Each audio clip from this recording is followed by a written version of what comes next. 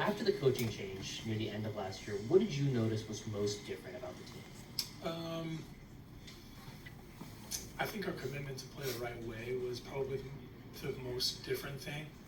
There were a lot of games in the first half of the year where we get down in the first half and then kind of quit and roll over.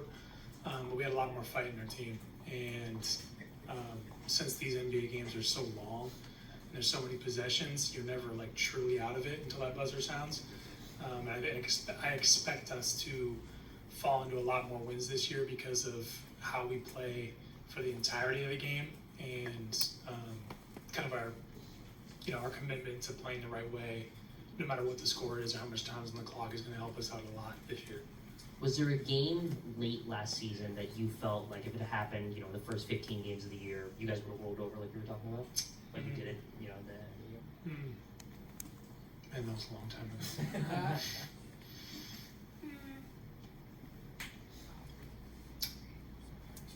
Not that I can remember now. I just remember that kind of collective feeling in the locker room. Or even like if we got blitzed with this 10-0 run in the second half, that would kind of kill us in the first half of the season. We just don't have that anymore. And then for you, you're in the midst of trying to get a contract extension. What's that process been like? How are you feeling as you get ready for the season? I mean, honestly, it's been really fun. Like, it's a big decision, and it's like a big part of anybody's career, that first kind of introduction to the business side of basketball. But I mean, I kind of have craved that part of the game for a while now, and you kind of, as a rookie, and you're on your rookie deal, you just play, and you hope to play your best, and then let the rest take care of itself. But now I'm fully in it, and it's been fun to kind of get that side of what the business part of basketball is really like. How you doing, Court? Good. Brett Scott, the Wizards. You're in a vet in the game now. Mm-hmm. What kind of leadership qualities are you trying to build upon, or what are you looking forward to as a leader? Yeah, I mean, I have a lot of like leadership qualities that I've had for a while, and I've kind of like been ingrained in me since I was a kid. But I felt like kind of an imposter on this team, trying to lead in the first couple of years of my career. Have all these great ideas, or want to lead, or want to hold people accountable, but people kind of look at you funny when you're in your first year, second year, and you're trying to tell people, older guys, what to do, grown men what to do. But now actually like being a tenured Wizard compared to a lot of other guys in this locker room, I feel like I have a lot more leeway to actually make my voice count, and I expect to really like make some big steps leadership wise, just as I'm trying to make steps on the court with my game. Speaking of steps on the court, we all saw how you improved last year. In what areas do you hope to make significant gains this year? Yeah, I mean, like, continue to double and triple and quadruple down on my strengths and the reasons why I'm here. I want to shoot it really consistently from the outside. I want to be a threat from deep. I want to maintain the finishing numbers I had last year to kind of be that two-level threat, that you just can't run Corey off the line and forget about it. I want to be somebody that makes teams really like second guess about how they're trying to guard me and the plan they want to put into place. But the thing that I kind of worked on the most this summer was like playing with and like craving contact. I'm a lot bigger than I am, stronger than I think I am, and kind of growing into that ability to play to my strength literally is gonna open up the world for me on the court. And we know you guys want to improve defensively, to bring in a rim protector like Alex Sarr, a rebounder like Valanciunas, the size that Brogdon brings to the perimeter. These new pieces, how can they help you guys defensively? Yeah, they're gonna help us a ton. 2 out of those 3 guys have played in like playoff environments, really, really big games, and know the game inside and out. And that kind of experience and leadership that they bring is gonna help us a ton on defense. We're gonna have, we're gonna tweak some things defensively. We're gonna have a different plan in place. It's gonna make it really easy on us to, guard other teams really well. But having that security blanket, both on the perimeter with Malcolm and inside with Jonas and Alex, gives us guards confidence to like pressure the ball and put a lot of stress on other teams, ball handlers. It's that kind of relationship between the guards and the bigs that make for a really good defense. And yeah, it's something we want to get better at for sure. And I think BK has got a really good defensive history and background as well, and he's going to put a good plan into place to help us succeed. Hey, Corey, last year with the new front office tried to do a lot of things to kind of level up. Yep. How are they continuing that? How have they continued that this offseason? Yeah, well, I mean, I walked into the practice facility my first day, and about 3 weeks ago, and we had a brand new locker room. So like, that's one. A lot of it's visual. Like they've told us that they want us to feel comfortable and feel at home walking into work. When you can leave your home and feel like you're going to a second home when you go to the place that you work, that's going to make us feel more comfortable, help us feel better in our own skin, and ultimately perform better. So in the first year and kind of through the first summer, a lot of it's visual, kind of making the place feel better and look better, and having us be more comfortable. And then, I mean, we hired a bunch of people over the summer that I've just gotten to know, and and they're doing an amazing job. They're the best at what they do, and they're going to make our lives easier as players. And again, in an effort to help us perform our best. So, all good marks on my report card for how they're leveling up. But yeah, so far so good. Hey, Corey. Hey. Bijan Todd, Miami Sports Network. As a veteran of the team now, a long tenured Wizard, as you said, what do you Not old, but not tenured. Didn't Sure. Didn't say the old word. Thank you.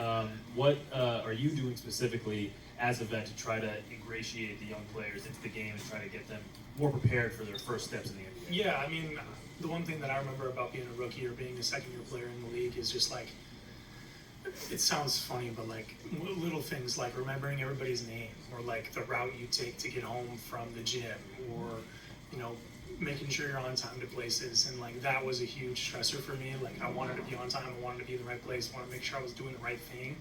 And that little stuff of like being an adult and showing up on time is a big learning curve for a lot of guys who are coming from college or other professional leagues. So little stuff like that helped me when I was a rookie, and I hope to pay that forward to get these guys as comfortable as possible. I mean, they're already like amazing people, and they work hard, so they have that going for them. But I want to be able to make sure that when the season gets going and we kind of get in the grind of things, that they feel like they can be themselves, and that's the most important thing. Christy Winter-Scott, Miami Sports Network.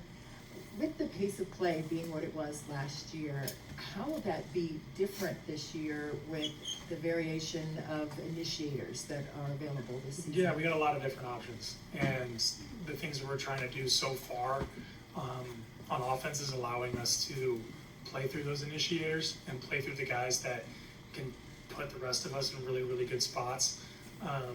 We're gonna, again, play really, really fast. I think that plays to our advantage a lot with the kind of athletes we have and the kind of shape the guys showed up in. And that's what I like. I like playing fast, I like getting up and down. I like running the floor. So I think you're going to expect a high tempo. You need to expect a high tempo offense from us, and really smart playmakers with the ball, putting us in good places to succeed.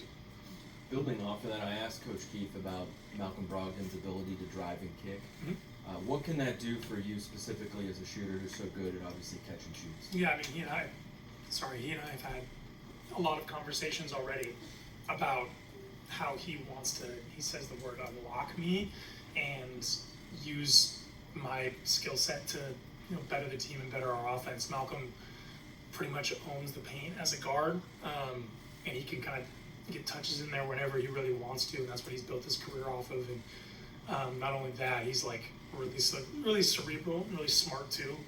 So he can, do the really hard task of getting into the paint, but also making plays for others. And I've already seen the success that brings. For my 3-point makes or 3-point makes and his assist numbers. So I hope to continue to work with him on that to see how he plays. And it's all a learning curve. It's all chemistry.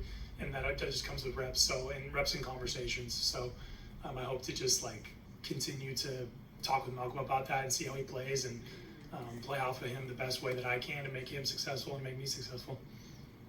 Hey, Corey. Hey. You talked about the offense and the pace of play, but you also talked about your building yourself over the off season. Last season, you talked about the challenge for yourself defensively, and you took that leap. We all saw it. What does that look like now, that next step defensively for you, especially knowing that that's an area BK is going to hold the entire team accountable? Yeah, I mean, as players, like, even though sometimes, like, coaches, or like any player can tell you that a coach would get on your nerves every now and again, but the BK's consistency and his accountability is something that, like, deep down we truly crave. And I want that, everybody on this team wants that, and it's different for each player, right? So, like, the things that he holds me accountable on are, one of them is defense. And the physicality that I brought up earlier, playing, craving contact, like, works on both sides of the ball. And I can use my physicality, my frame, to, like, guide guys where I want them to go. And, you know, that was a big focus for me this summer too, on both sides of the ball.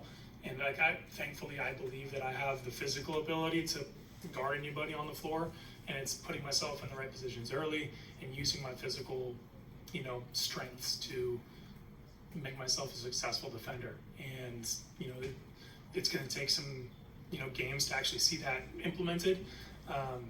But, like, so far it's been really, really positive. And I hope to, you know, be an impact defender for this team this year rather than somebody in the past who has tried to get by. I want to make that big leap into being somebody that we can rely on both sides of the ball. And did you, with the strength that you gained over the summer, is it something that you changed with your diet?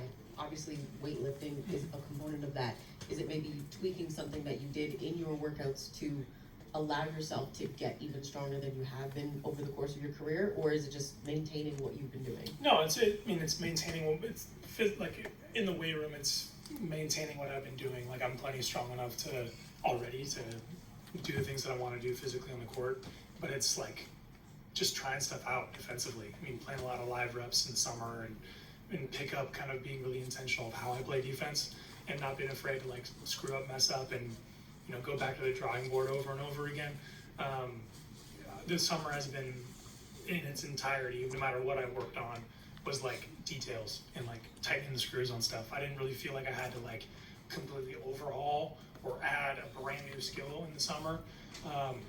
It was truly just, like, dialing in the things that I already had and kind of making it work for me. And, you know, as you get further and further in your career, you start to reinvent yourself less and less, and you just kind of, you get really, really good at the small stuff. And that was how I approached the summer on both sides of the ball. So it's, you know, just throwing a lot of things to the wall, seeing what sticks, and then really kind of tightening the screws on stuff that you like. Corey, in what ways, if any, does Jordan Poole seem different now compared to 12 months ago? Yeah, you can just tell his blood pressure is a lot lower.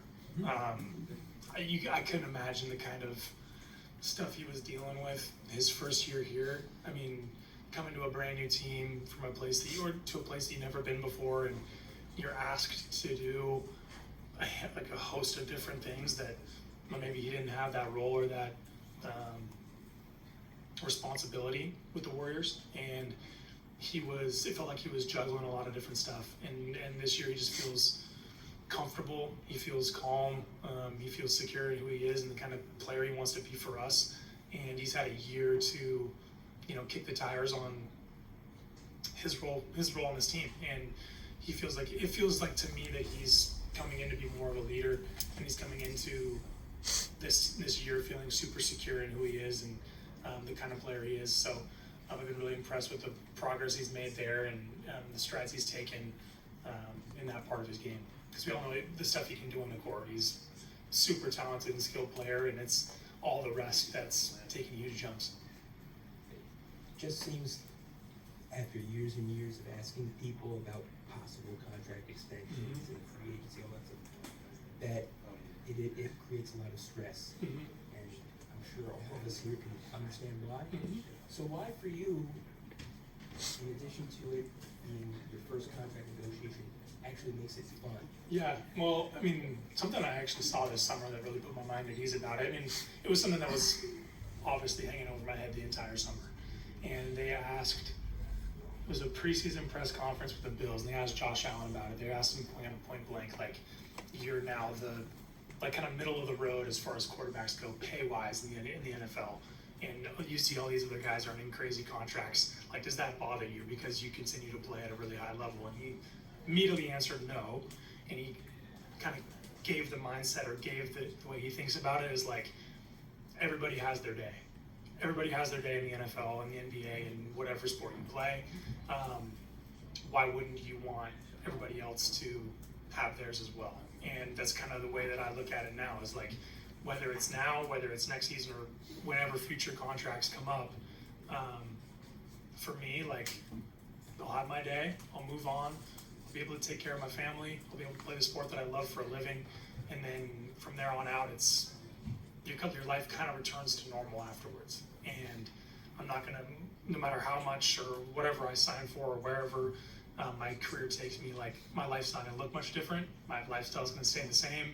I'm pretty happy and secure in who I am and how my family is. And so the stress that comes with the contract just feels a little lighter when you enter into the talks that way.